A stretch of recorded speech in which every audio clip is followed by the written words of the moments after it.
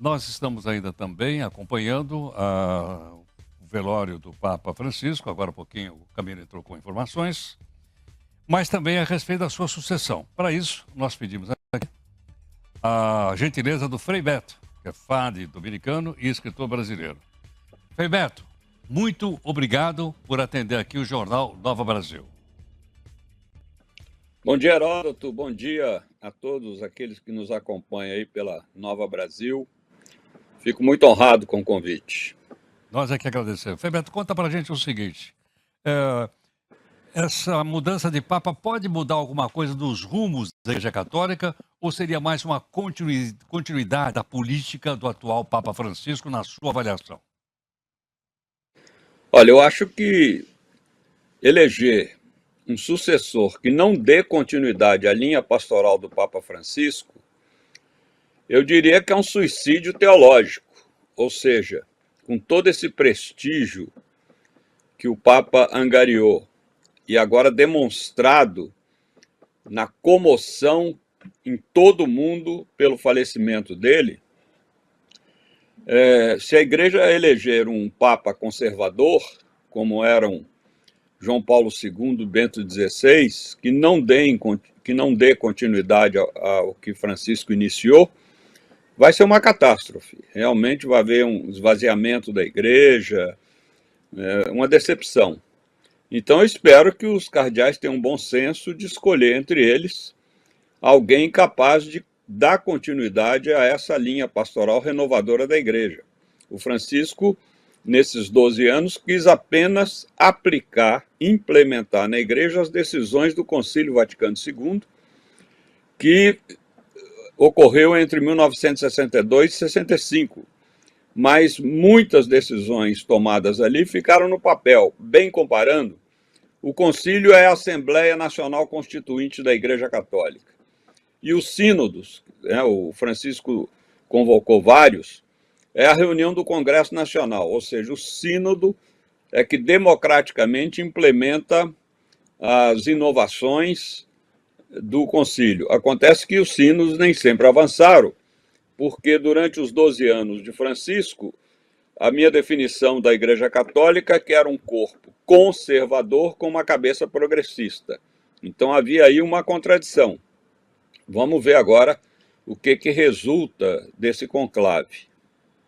Agora, Frei Beto, durante então o período de Francisco, houve uma recuperação da volta de católicos para a Igreja Católica na América Latina e também no continente africano? No continente africano, sobretudo. Por isso que as bolsas de apostas, eu estou impressionado, eu não aposto, mas eu estava vendo hoje na mídia, as bolsas estão bombando, né? Então, muitos apostam num cardeal africano como sucessor do Francisco. Eu tenho minhas dúvidas. Há uma razão, porque é na África que o catolicismo mais se expande. A América Latina continua sendo o continente de maior número de católicos, mas há um retrocesso devido à expansão das igrejas evangélicas, por culpa da Igreja Católica, né? A Igreja Católica, com os 34 anos de pontificados conservadores de João Paulo II e Bento XVI, retrocedeu, principalmente nesse trabalho popular, junto aos segmentos mais excluídos da população, hoje muito atuante esse segmento pelos evangélicos. Agora, acontece que os cardeais africanos são tendencialmente de moderados a conservadores. Eu diria que há apenas um cardeal, o cardeal Turkson, de Gana, que está mais alinhado com Francisco. Pode ser que isso aconteça, primeiro porque a África é o continente onde se expande mais o catolicismo, e segundo porque desde o século V não há um papa africano. A Igreja teve 3 papas africanos antes do século V. O último foi o Papa Gelásio. Pois bem, eu acredito que, possivelmente, a minha previsão, Heródoto, é que o papado voltará às mãos dos italianos. Os italianos querem muito, eles não se conformam de ter perdido essa hegemonia na Igreja, e o Papa Francisco nomeou 5 cardeais italianos que são muito progressistas, muito identificados com a linha que ele adotou na igreja.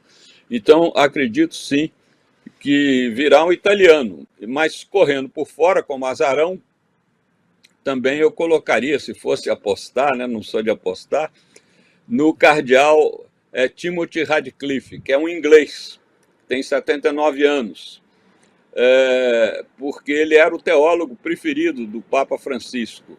Inclusive, foi o principal assessor teológico do Papa nos vários sínodos convocados durante esses 12 anos. Alguém poderia objetar, mas o Timothy está com 79 anos, está idoso, né, para assumir o papado. Também a minha avaliação, que a igreja não vai querer eleger um cardeal muito jovem.